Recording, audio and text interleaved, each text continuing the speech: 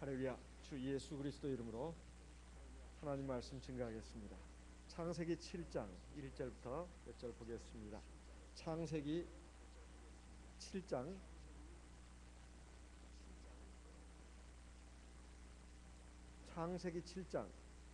1절. 여호와께서 노아에게 이르시되 너와 네 온 집은 방주로 들어가라. 네가 이 세대에 내 앞에서 의로움을 내가 보았음이니라.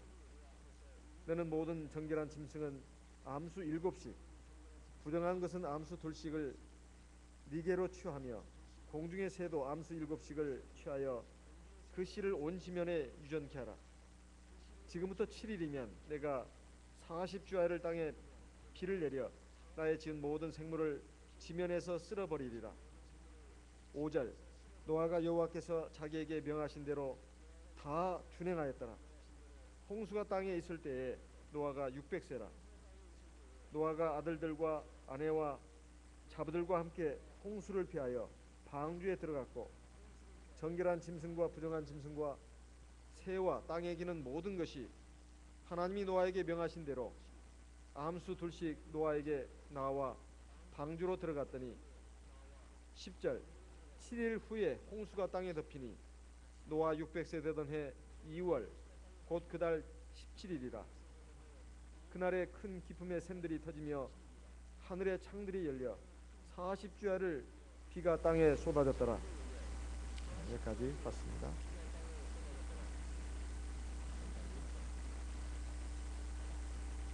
노아의 홍수, 이건 우리가 너무나 잘 알고 있고 또 아동들에게도 여러 가지 화보나 자료를 통해서도 잘 교육시키고 있는 그런 내용이 되겠습니다.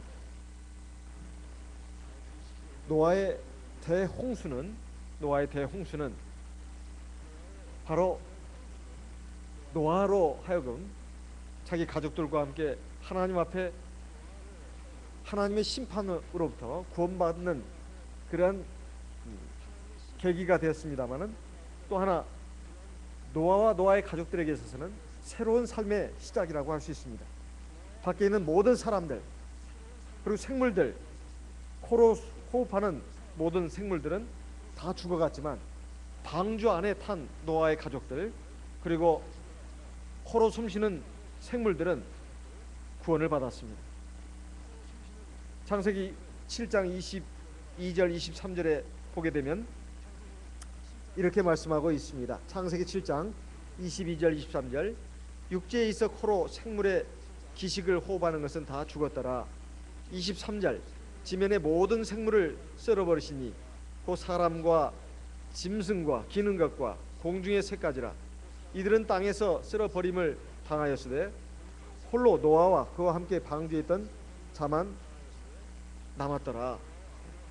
그러니까 노아의 방주는 노아의 가족들과 하나님의 명을 받고 그 방주 안에 들어간 코로 호흡하는 생물들, 그들만 구원을 받았습니다.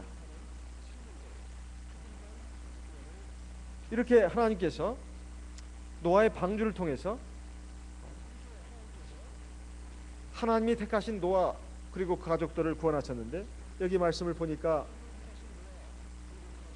하나님의 말씀이 7장 1절에 네가 내 이 세대에 내 앞에서 의로움을 내가 보았다. 하나님이 말씀하시는 의는 첫째 신앙으로 말미암는 의, 그리고 두 번째는 그렇게 해서 올바른 하나님과의 관계가 맺어지는 것, 그리고 두 번째는 그 올바른 하나님과의 올바른 관계가 맺어진 것을 바탕으로 해서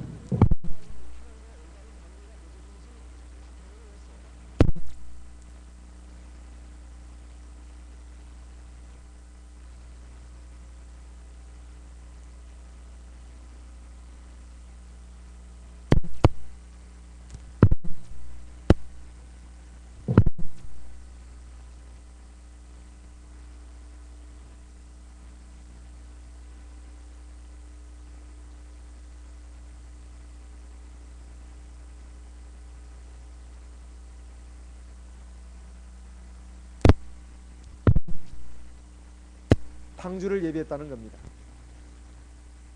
그게 나타난 하나님의 말씀은 약 100년 후에 일어날 이 일이었을 뿐만 아니라 그리고 지금까지 한 번도 있지 않았던 일입니다. 하늘에서 비가 내린 적도 없었고 또 엄청난 양의 비가 내려가지고 온 세상에 있는 사람들과 코로 숨쉬는 생물들을 다 멸절시키겠다는 그 일은 지금까지 없었던 일입니다. 그리고 상상도 하기가 어려운 일입니다. 그런데 이런 일에 대해서 노아가 하나님의 말씀을 믿었다는 겁니다. 그리고 준비를 했다는 거예요. 그것이 약 100년에 걸쳐서 이루어지는 준비였습니다. 그러니 이 노아의 믿음이 정말 우리가 본받아야 할 믿음이다 하는 것입니다. 많은 사람들의 무관심, 비웃음 뿐만 아니라 그 방주를 지키기 위해서 많은 시간과 비용 그리고 눈물과 땀이 들어가야 됐는데 이러한 일을 노아가 했다는 것입니다. 그래서 이제 방주로 들어가라. 네가 이 세대 앞에서 네가 나 앞에 의로움을 보였다 말씀하신 그겁니다. 그리고 노아의 방주는 어딘가로 목표 지점을 정해놓고 항해하기 위한 배가 아니었습니다. 그 배의 모양을 축소시켜 보면 그야말로 사과 괴짝 같은 그런 방형의 그런 배입니다. 그러니까 전부 다 각이진 배죠. 보통 배는 유선형 아닙니까? 어디 목표를 향해서 갈 때 보통 배를 그렇게 만들지 않습니까? 물고기 모양으로. 그런데 이 노아의 방주는 어디로 가기 위해서가 아닙니다. 어디 경치 좋은 곳 또는 살기 좋은 터전으로 가기 위해서 자기의 목표를 달성하기 위해서 방향을 잡고 가기 위한 그런 배가 아닙니다. 그저 물에 떠서 살아남기 위한 배입니다. 물에 떠서. 그래서 어떤 학자들이 노아의 방주에 대해서 연구를 했는데요. 학교 보통 운동장의 길이의 1.5배 이 정도 되는 엄청난 거. 그 다음에 7층 건물 높이 3층으로 해가지고 이것을 축소시킨 모형을 갖다가 큰 물통에 넣고 강력한 물살을 일으키게 해가지고 이 배가 요동을 치게 한번 만들었답니다. 그런데 아주 안전하더라는 거예요. 전혀 부서지지 않았다는 겁니다. 그런데 다른 배들은 다 박살이 났다는 거예요. 오직 이 노아의 방주만이 안전했다는 겁니다. 어떤 강한 물살을 일으켜도 배가 아주 튼튼하고 안전했다는 거예요. 근데 다른 배 모형은 전부 다 박살이 났다는 겁니다. 노아 시대에 배가 없었겠느냐? 있었습니다. 분명히 바다가 있었으니까. 거기에 많은 사람들이 탔을 겁니다. 그런데 하나님의 홍수의 심판에서 구원받은 배는 딱 하나, 바로 노아의 방주입니다. 이 노아의 방주가 바로 오늘날 참교회를 상징합니다. 하나님이 정하신 치수대로, 모양대로, 그리고 재질대로 잣나무로, 그리고 역청을 칠하고 모양도 배 같지 않은 배입니다. 그런데 이 배만 구원을 받았습니다. 오늘날도 마찬가지입니다. 여러분 1층의 게시판에 붙어있는 그 일요일 예배는 불법이다, 성경에 없다, 이것을 말씀하신 분은 성결교회 신학을 하시고 신학대학을 나오시고 그리고 성결교회 목사님으로서 아주 원로에 있는 분입니다. 제가 듣기로 미국의 미국의 버지니아 주인가요? 뉴저지 주인가? 거기에 그 한인 그 성결교회 당회장으로 또 많이 오랫동안 계시다가 지금은 이제 은퇴하셨는지 어쩐지 모르겠습니다. 지금은 이제 한국에 와서 잠깐 계시는 걸로 알고 있는데요.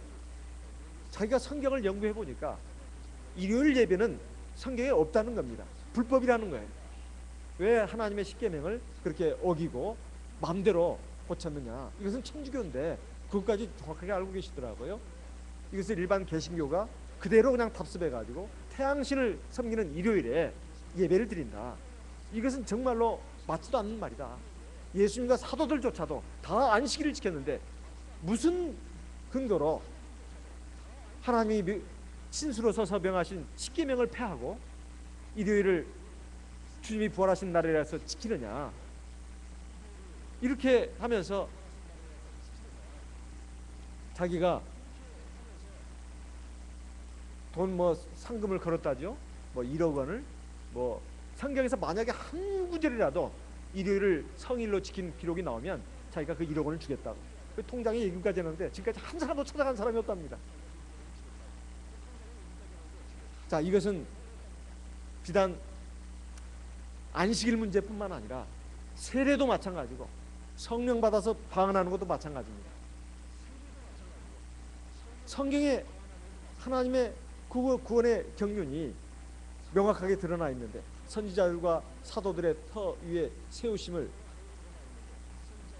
받은 사도교회, 그리고 오늘 우리의 참교회, 이 교회에서 우리가 받은 진리는 마치 노아의 방주처럼 타협하지 않고 참 외골수고, 그리고 정말로 배 같지도 않는 배, 이런 배지만은 하나님의 홍수의 심판에서 구원받은 배는 오직 딱 하나밖에 없었습니다. 우리 인간적으로 생각할 때는 그 많은 사람들이 있었고 많은 배들이 있었을 텐데 왜 유독 노아의 가족들만 구원받았냐? 하나님이 명하신 대로 다 준행하였더라, 이렇게 말씀하고 있지 않습니까? 창세기 7장 5절 같이 읽어보겠습니다. 노아가 여호와께서 자기에게 명하신 대로 다 준행하였더라. 어떤 것은 마음에 드니까 준행하고 어떤 것은 자기 생각에 안 맞으니까 준행 안 하고 그러지 않았습니다. 하나님, 제가 이렇게 방주를 지어보니까 너무 깁니다. 세상에 길이가 171.5m, 이건 너무 깁니다. 좀 줄이면 안 될까요? 해보니까 잣나무가 부족하네요. 하나님 좀 봐주시면 안 돼요? 길이 좀 줄이고 높이도 좀 줄이고. 그래, 배 같잖아요. 좀 폼이 나야 되지 않습니까? 하나님, 그 끝부분을 좀 유선형으로 하면 안 될까요? 꼭 정방향이 합니까? 이렇게 하면서 마음대로 고쳤냐 이 말입니다. 그렇게 하지 않았습니다. 오늘날 우리가 신앙생활을 할 때, 요즘은 주 5일제라 참 하나님 앞에 감사합니다. 근데 예전에 토요일 반공일이라고 해서, 반절은 공일이라는 거죠. 그래서 반공일이라고 했습니다. 근데 정말 어려웠습니다. 요즘은 이제 하나님께서 참 얼마나 좋은 시절을 주셨냐. 토요일 안식일을 잘 지키라고 이렇게 쉴 수 있게 해주지 않았습니까? 자, 그런데 예전에 참 우리는 참 신앙생활이 쉽지 않았습니다. 그래도 구원받은 성도들은 믿음으로 안식일을 지키려고 애를 썼단 말이죠. 세상적으로 볼 때는 불편합니다. 그래서 어떤 대교회 목사님은 안식이 맞다는 거, 성경적으로 맞다는 거 안다. 하지만 현실적으로 어렵지 않냐. 그래서 일요일날 이제 신도들이 많이 모이게 해서 나중에 교회가 커지면 이제 안식일로 바꾸겠다, 이렇게 말했다고 하는데 저는 직접 들은 바는 없고요. 그냥 전해 들은 얘기입니다. 확실한지 어쩐지는 모르겠어요. 그리고 우리가 세례 받을 때 사실 물로 이렇게 간단하게 찍어바르면 얼마나 좋습니까? 그런데 굳이 흐르는 물에 그렇게 온몸을 잠그는 침례를 받아야만 죄사함의 흐르기 있다고 하니 이것도 참 번거로운 일 아니냐 이 말이에요. 그리고 우리가 성령을 받으면 방언을 합니다. 우리가 마음으로도 하나님께 기도하고 우리 영으로도 기도하고, 그리고 하나님의 성령이 내 안에서 내 부족한 기도, 불완전한 기도를 도와가지고 하나님 앞에 완전한 기도가 드려지도록 해주는 이것, 사람들은 비웃고 저거 뭐냐 이상하게 생각해도 우리는 성령을 받아서 하나님 앞에 방언으로 기도를 합니다. 그리고 우리의 마음과 우리 영혼이 충만해지죠. 이런 것들이 세상 사람이 볼 때는 참 이상하고, 그리고 너무 외골쓰고, 그리고 현실과 타협하지 않는 그러한 모습의 진리를 갖고 있다 하더라도 노아의 방주가 바로 하나님의 말씀 그대로, 그 모양과 치수, 재질 그대로 우리가 지어서 우리 하나님 앞에서 지금 구원받는 방주에 타고 가고 있습니다. 이것은 바로 참교회를 상징하는 것이다 하는 것입니다. 그런데 노아의 방주는 그냥 내보낸 배가 아닙니다. 그리고 방주에 탄 노아의 가족들과 짐승들의 그냥 대피소로 끝난 것이 아니었습니다. 방주 안에 들어간 노아의 가족들과 그 동물들, 짐승들, 날짐승들, 벌레들, 이것들은 다 완전한 삶의, 새로운 삶의 시작이었습니다.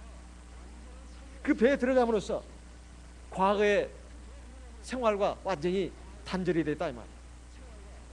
이것을 놓고 우리는 영적인 의미를, 우리에게 주신 영적인 의미를 찾아야 합니다. 하나님께서 성경에 보게 되면 물로 사람들을 심판하신 것이 딱 두 가지가 나옵니다. 딱 두 가지가 나옵니다. 하나는 바로 이 노아의 홍수고, 또 하나는 이스라엘 백성들이 400여 년간의 종살이를 끝내고 홍해 바다를 건널 때, 이스라엘 백성들은 바다로 난 길을 통해서 구원을 받았습니다만 그 뒤를 추격해온 애국 군사들은 전부 다 그 홍해 바다 속에서 수장을 당했습니다. 하나님 멸망시킨 것이죠. 한 민족은 구원하시고 한 민족은 멸절시켰다 이 말이에요. 물론 애국 사람들 전부를 멸망시킨 건 아니지만 하나님이 물로 한쪽은 구원하시고 한쪽은 멸망시킨 그 일이 두 번 나오는데, 하나는 노아의 홍수고 또 하나는 홍해 바다를 건넌 그 사건입니다. 이것을 놓고 바울 사도는 뭐라고 말했는가? 고린도전서 10장 1절에서 4절 말씀을 보겠습니다. 고린도전서 10장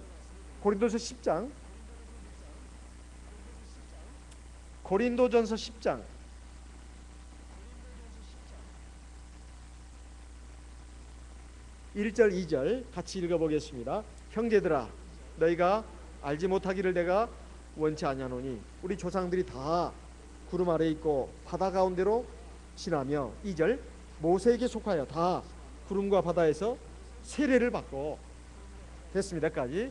자, 이스라엘 백성들이 홍해 바다를 걷는 것을 뭐라고 표현했다고요? 세례를 다 받았다.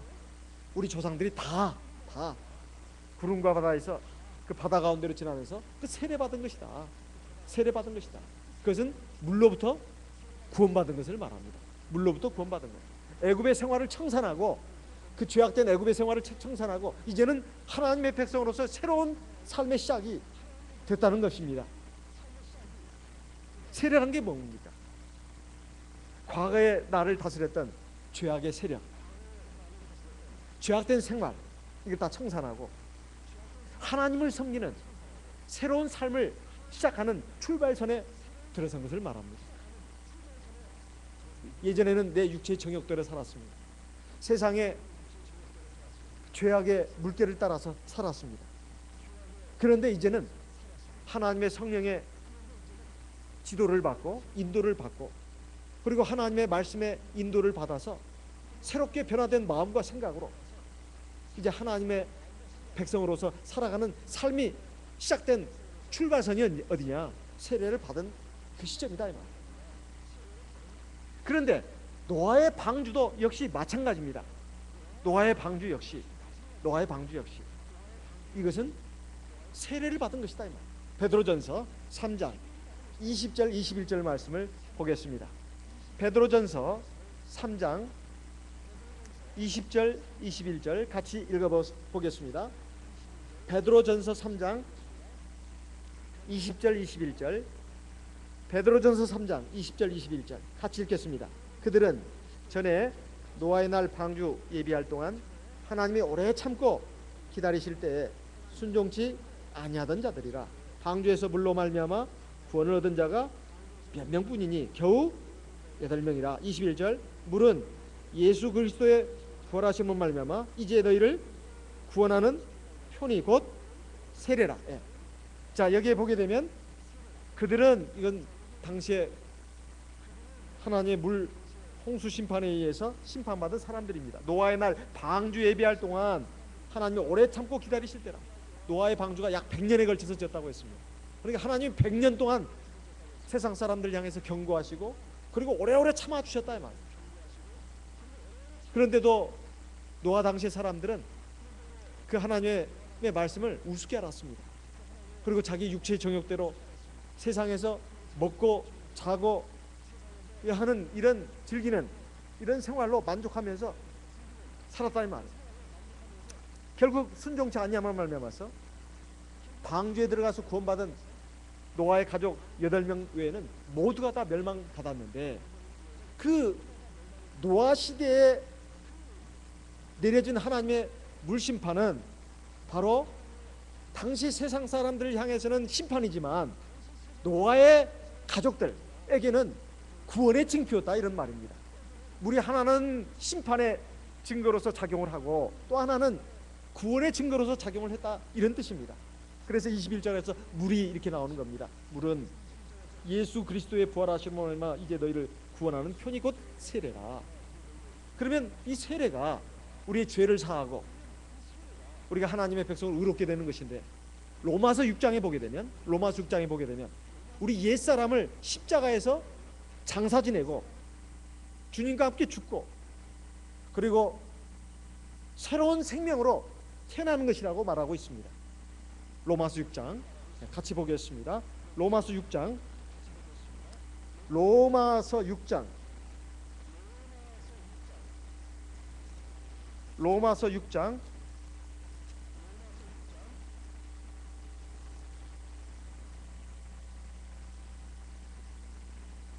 3절 무릇 그리스도 예수 합하여 세례를 받은 우리는 그의 죽으심과 합하여 세례받은 줄을 알지 못하느뇨. 4절 그러므로 우리가 그의 죽으심과 합하여 세례를 받음으로 그와 함께 장사되었나니. 여기 그의 죽으심과 합하여, 예수님의 죽으심과 합하여 그의 죽으심과 합하여 세례를 받았다. 그와 함께 장사 지냈다, 이렇게 말씀하고 있습니다. 그냥 예수 이름으로 세례 받았다고 말씀하지 않고 예수님의 죽으심과 합하여 그랬습니다. 그러니까 우리도 죽었다는 말이죠. 그리고 예수님과 함께 장사됐다는 뜻입니다. 언제? 우리가 물속에 들어갈 때. 그리고 물속에서 나올 때 우리는 새로운 생명으로 태어났다는 것입니다. 그런데 그 의미를 6절과 11절에서는 뭐라고 말씀하고 있느냐? 이제 마땅히 새로운 생명으로 태어났다면 어떻게 살아야 되느냐? 6절 같이 읽어보겠습니다. 우리가 알거니와 우리 옛사람이 예수와 함께 십자가에 못 박힌 것은 죄의 몸이 멸하여 다시는 우리가 죄에게 적물하지 아니하려 함이니. 우리가 언제 십자가에 못 박혔습니까? 그런 적 없죠. 그런데 여기 사도 바울은 성령의 감동을 힘입어서 우리가 세례받은 것이 바로 예수님과 함께 십자가에 못 박힌 것이다. 뭘 못 박았다는 겁니까? 우리 옛사람을 십자가에 못 박았다는 겁니다. 우리가 세례받을 때. 그렇게 해서 어떻게 하라고요? 10절 11절 같이 읽겠습니다. 그의 죽으심은 죄에 대하여 단번에 죽으시며 그의 살으심은 하나님께 대하여 살으심이니. 11절 같이 읽겠습니다. 이와 같이 너희도 너희 자신을 죄에 대하여는 죽은 자요 그리스도 예수 안에서 하나님을 대하여는 산 자를 입잖아. 그래서 누가 와서 자기야 같이 우리 좀 어디 좋은 데 가자 그러면 뭔 소리야? 옛날 같으면 그냥 마음이 동하고 죄가 그렇게 유혹을 하면 그랬는데, 지금은 아주 죽어있는 사람 칼로 찔러도 바늘로 찔러도 꿈쩍도 않는 것처럼 죄가 유혹을 올 때 전혀 반응을 안 보인다는 겁니다. 죄가 유혹을 올 때 막 마음이 동하고 그리고 흔들리고 이러면 그게 살아있다는 증거예요. 그러니까 죄가 유혹을 올 때 그 죄에 대해서는 죽은 자처럼 돼야 된다는 겁니다. 아무 반응이 없어야 된다는 거예요. 이거 술 마셔야 되나 말아야 되나, 내가 지금 그 카바레에 가야 되냐 안 가야 되냐, 또는 뭐 나쁜 사람하고 어떤 나쁜 짓을 해야 되냐 말아야 되냐, 이거 가지고 양심의 고통이 오고 가책이 온다는 것은 죄가 살아있다는 증거입니다. 그렇게 됐다면 아직 세례 받은 사람이 아니라는 뜻이에요. 세례 받은 사람의 어떤 그 의미를 모르고 있다는 뜻입니다. 그리고 하나님이 말씀을 해도 거기는 막 살아서 움직여야 합니다. 막 하나님의 말씀을 받으면 마치 그 생명수를 받은 것처럼 막 움직여야 된다. 죄에 대해서는 죽은 사람처럼, 하나님 말씀에 대해서는 막 살아 움직이는 사람처럼. 그런데 그 반대인 경우는 이건 정말 이상한 거 아니겠습니까? 이렇게 우리가 세례라고 하는 것은 옛사람을 장사 지내고 그리고 새로운 생명으로 태어나는 것입니다. 노아의 홍수를 통해서 방주 안에 들어가가지고 구원받은 노아의 가족들은 이제 새로운 삶이 시작됐다는 뜻입니다. 새로운 삶. 이것을 베드로전서 3장 20절 21절에는 물은 예수 그리스도의 부활하심으로 말미암아 이제 너희를 구원하는 편이 곧 세례라. 육체의 더러운 것을 제어해버림이 아니요 오직 선한 양심이 하나님을 향하여 쫓아가는 것이라. 이 말씀이 굉장히 의미심장한 말입니다. 우리가 예수 믿고 세례받았다 해서 천사가 되는 거 아닙니다. 죄악으로부터 완전히 우리가 벗어나는 것이 아니다 이 말. 그저 세례 받기 전까지 죄를 다 용서받았다는 것이죠. 육체의 정욕도 있고 죄의 기질도 있습니다. 옛사람의 모습도 있다 이 말. 이제 우리가 하나님 앞에서 거듭난 백성으로서 착한 양심을 가지고 하나님을 향해서 우리가 나아가는 그러한 새로운 출발선에 들어섰다는 것을 지금 말씀하고 있는 겁니다. 우리가 노아의 홍수를 통해서 구원받은 노아의 가족들은 사실 홍수의 세례를 받은 겁니다. 엄청난 홍수의 세례를 받은 거예요. 방주라고 하는 것은 단순한 피난처가 아니었습니다. 새로운 삶이 그 안에서 시작됐다 이 말이에요. 사실 사람은 아무것도 아닌 존재입니다. 그렇게 똑똑한 것 같지만 코로 숨만 좀 몇 분간 못 쉬어도 전부 다 죽습니다. 사람이 아무리 뛰어나고 출중해도 죽음의 한계를 벗어날 수가 없어요. 사람이 아무리 뛰어난 연구를 하다가도 죽음이 오면 그 연구는 끝장납니다. 아무리 서로 사랑하는 사람이라 할지라도 한 사람이 죽으면 그 사랑도 끝나는 거예요.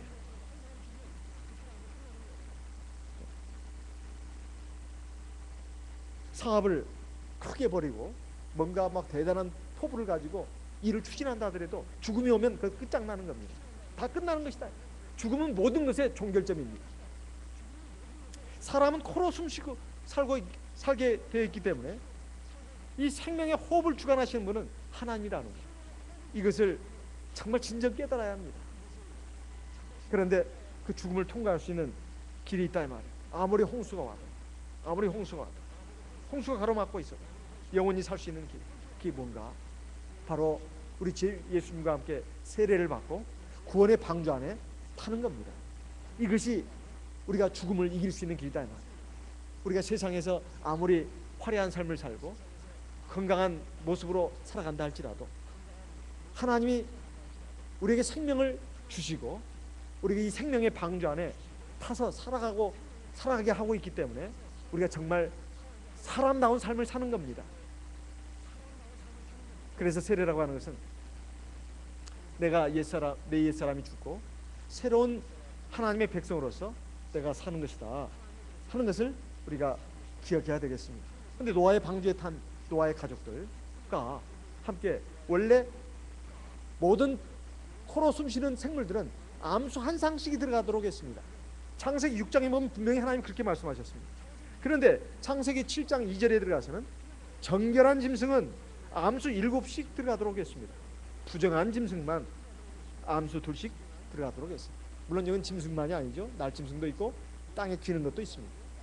왜 정결한 짐승은 7상씩이고 부정한 짐승은 한 상씩으로 더 됐을까요? 그럼 앞에 말씀 하나님 말씀하고 뒤에 하나님 말씀은 뭔가 모순이 있는 겁니까? 그렇지 않습니다. 앞에 하나님의 말씀은 대전제를 말씀하신 거고 이것은 좀 더 상세하게 말씀하신 것이다. 이렇게 보면 되겠습니다. 그럼 왜 정결한 짐승들을 7상씩 타게 했을까요? 그건 어떤 의미가 있을까요? 그것은 하나님께 드리는 예배와 관련이 있습니다. 구약시대에 하나님께 드리는 예배는 다 제사 형태를 띄었습니다. 하나님께 드리는 제사로서 쓰임받는 동물들은 다 정한 동물들이었어요. 그래서 노아의 방주에 타면서 그 하나님의 대홍수의 심판이 끝날 때까지 그 방주 안에서 생활에 있어서 가장 중요한 생활은 뭐였을까요? 첫째는 코로 숨쉬면서 먹고 마시는 거겠죠. 그와 더불어서 중요한 게 뭘까요? 바로 하나님께 예배드리는 그러한 것이었다. 방주 안에서 대체 뭔 일을 하겠습니까? 방주가 어마어마한 건물이라 하지만은 그 당시에 지구상에 현존하는 코로 숨쉬는 모든 짐승들, 날짐승들 그리고 땅에 기는 것들이 다 들어갔는데 과학자들이 연구한 바에 의하면 그 모든 그 생물들이 다 들어가기에 딱 적합한 그 부피였다는 겁니다. 그 엄청난 크기였지만은 거기엔 다 들어갈 만한 그런 것이었다는 거예요. 거기서 하는 일이 뭐였겠습니까? 먹고 마시고 배설하고 그런 일 아니었겠습니까? 근데 하나님께 드리는 예배가 가장 핵심이 아니었겠어요? 그 예배가 중심이 돼가지고 하나님께서 노아의 가족들과 그 짐승들을 보살피시고 돌봐주셨다는 겁니다. 그런데 거기에는 소나 양, 토끼 이런 초식 동물뿐만 아니라 사자나 호랑이, 독수리 그리고 뱀 이런 육식 동물들도 다 들어갔다는 겁니다. 그 흉폭한 야생 동물들과 순하디 순한 그런 짐승들이 같이 들어가가지고 대체 어떻게 거기에서 안전을 도모할 수가 있었을까? 이건 하나님의 역사입니다. 먼저 노아가 방주를 다 지어놓고 하나님 명을 따라서 정한 동물들 7쌍씩 그리고 부정한 동물들 1쌍씩 그걸 불러들이는 것도 보통 일이 아닙니다. 자기 인간의 힘으로 할 수 있었을까요? 불가능한 일입니다. 노아는 그저 진두지휘만 했을 뿐일 겁니다. 수고를 안 할 리는 없지만은 야생 동물들이 노아의 말, 사람의 말을 알아들을 리는 없습니다. 분명히 하나님이 역사를 하셨다. 부정한 동물들, 정한 동물들이 하나님의 말씀을 듣고 그냥 신기하게 줄을 맞춰서 들어왔습니다. 그리고는 노아는 이제 뭐 교통정리를 했겠지만은 거기에는 호랑이 같이 사나운 짐승도 있었고 그리고 코끼리 같이 육중한 몸무게를 자랑하는 그러한 짐승도 있었습니다. 코끼리가 나는 너무나 무게가 많이 나가니까 왼쪽에 치우치면 안 되고 오른쪽에 치우치면 안 되고 나는 가운데 있어야 돼. 그리고 3층에 올라가면 안 돼. 무게중심이 흔들리니까 나는 1층에 있어야 돼. 동물들이 희한하게 자기 위치를 찾아서 들어가는 것도 다 하나님의 역사가 아니고서는 안 되는 일이었습니다. 이렇게 해서 들어간 그 동물들이 아주 화평한 가운데서 생활을 했는데 사실 노아로서는 보통 일이 아니었을 겁니다. 그 많은 동물들이 40일 동안 비가 내리고 그리고 그 이제 모든 물을 다 닦고 있어야 합니다. 거기에서 먹고 자고 그것이 끝나는 게 아니잖아요. 각종 배설물이 나올 거 아니겠습니까? 똥, 오줌. 그 냄새가 얼마나 대단했을까요? 그 악취가 막 진동을 했을 겁니다. 그런데 거기에서 사나운 짐승들이 막 울부짖기라도 하고 그러면은 이게 과연 이 방주가 천국 같은 그런 모습이었을까요? 분명히 아주 아늑하고 평화로운 상태였을 겁니다. 이렇게 만드신 분이 누구였냐 이 말이에요. 이건 하나님이십니다. 그런데 그 배 안에 탄 정한 짐승들과 부정한 짐승들은 다 이 세상에서 말세에 하나님 앞에 구원받을 그러한 인생들을 상징하고 있는 겁니다. 사람들을 보게 되면 양같이 순한 사람만 있는 게 아닙니다. 토끼같이 겁 많고 그 순한 짐승만 있는 게 아닙니다. 때에 따라서는 사자같이 용맹스러우면서도 사나운 짐승도 있습니다. 뱀같이 지혜가 있지만은 교활한 그런 사람도 있습니다. 늑대처럼 여우처럼 그런 사람들도 있다 이 말이에요. 강한 발톱과 날카로운 눈매 그리고 강한 이빨을 가지고 사정없이 물어뜯는 그런 그 야생 짐승과도 같은 삶을 살아가는 그 사람들이 하나님의 긍휼하심을 입어서 이 구원의 방주 안에 들어온 사람들도 있다 이 말이에요. 교회 오니까 다 천사들인 줄 알았더니 세상보다 못하네. 간혹 그런 말이 나옵니다만은 그런 말이 틀린 말은 아닙니다. 하나님은 천사들을 구원하시는 것이 아닙니다.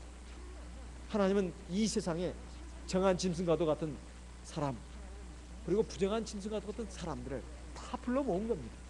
그리고 그 안에서 성령의 인도하심과 하나님의 말씀의 능력으로 붙잡으시고 고치시고 다듬어 가시는 겁니다. 이사야 11장을 보겠습니다. 이사야 11장 이사야 11장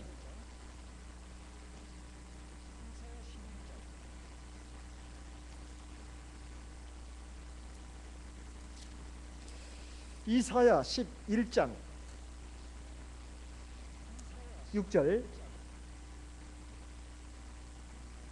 6절부터 읽어보겠습니다. 그때 이리가 어린 양과 함께 거하며 표범이 어린 연수와 함께 누우며 송아지와 어린 사자와 살진 짐승이 함께 있어 어린아이에게 끌리며 7절 암소와 곰이 함께 먹으며 그것들의 새끼가 함께 엎드리며 사자가 소처럼 풀을 먹을 것이며 8절 젖먹는 아이가 독사의 구멍에서 장난하며 젖된 어린아이가 독사의 굴에 손을 넣을 것이라. 9절 같이 읽어보겠습니다. 나의 거룩한 산 모든 곳에서 해됨도 없고 상함도 없을 것이니 이는 물이 바다를 덮음같이 여호와를 아는 지식이 세상에 충만할 것입니다.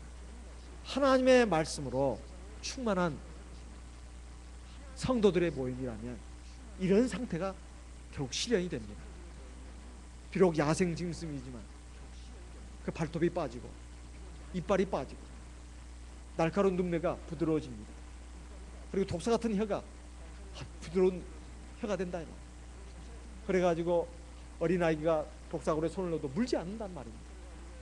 어린 양이 이리와 함께 눕고 표범이 어린 염소와 함께 눕는다고 되어 있습니다. 이건 있을 수 없는 일입니다. 보통 상태에서는. 근데 이것은 하나님의 동산에서, 하나님의 말씀이, 성령이 지배하는 하나님의 동산에서는 이것이 이루어진다는 겁니다. 우리 참교회가 이런 때가 반드시 이루어질 날이 온다는 뜻입니다. 그때까지 우리가 이 방주 안의 생활을 해야 되는데요, 방주 안에서 하나님이 택하신 야생 짐승과 같은 사람들이 구원을 받아가지고 하나님 앞에 이런 상태가 되어야 된다는 뜻입니다.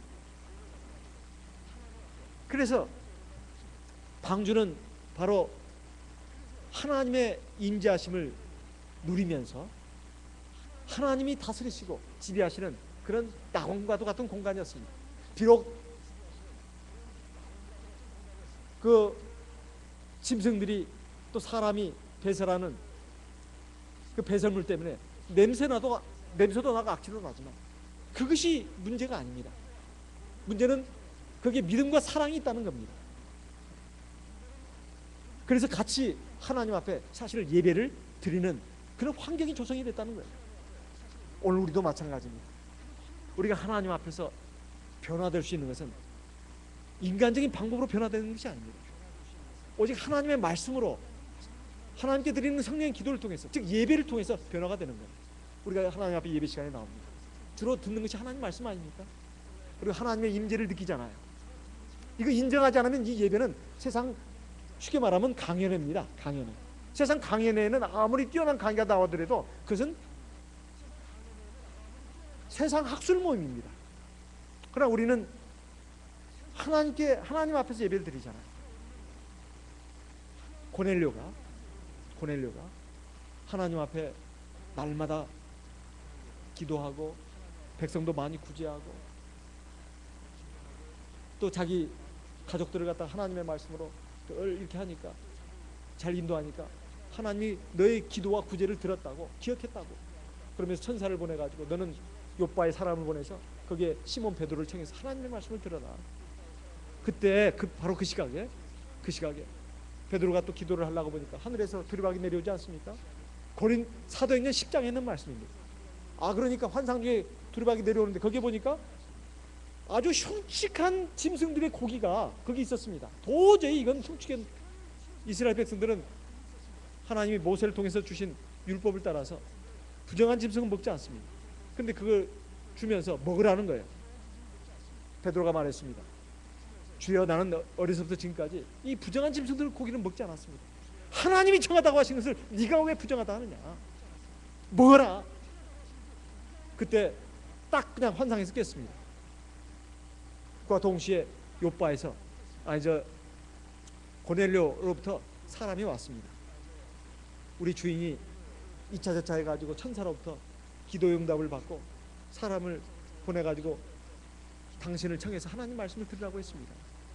사도행전 10장에 있는 말씀 아닙니까? 그러니까 이 이방인들은 우리가 구원받지 못할 짐승과도 같은 그런 인간들이라고 생각했는데 하나님이 이들을 불쌍히 보시고 구원을 베푸시는구나. 그래가지고 베드로 일행이 고넬료 집안에 가지 않았습니까? 그랬더니 고넬료 사람들이, 집안 고넬료가 전부 다 자기 가족들을 불러 모아놓고 잘 오셨습니다. 우리는 다 하나님의 말씀을 듣기 위해서 이제 하나님 앞에 서 있습니다. 베드로 앞에서 그런 말을 했습니다. 베드로가 하나님 말씀을 증가하는데 우리는 하나님 앞에 서 있습니다. 이런 말을 했습니다. 이것은 바로 그렇게 해서 성령이 내려오고, 말씀 듣는 동안에 성령이 내려오고, 이들도 우리와 같이 성령을 받았으니 우리가 누가 능히 물로 세례 줌을 금하리하고 다 세례를 받고 구원을 받지 않았습니까? 말씀 듣는 모든 사람에게 성령이 내려왔다고 되어 있습니다. 이 모든 것이 우리가 어떤 마음으로, 믿음으로 하나님 앞에 서느냐에 따라서 구원이 임하느냐 임하지 않느냐, 그리고 야생 짐승과도 같은 사람들이 구원을 받느냐 구원받지 못하느냐, 이게 판가름 나는 거 아니겠습니까? 그래서 우리는 우리 하나님 앞에서 비록 이방인이지만 우리는 부정한 짐승들이었지만 하나님 앞에 구원받은 그런 사람들입니다.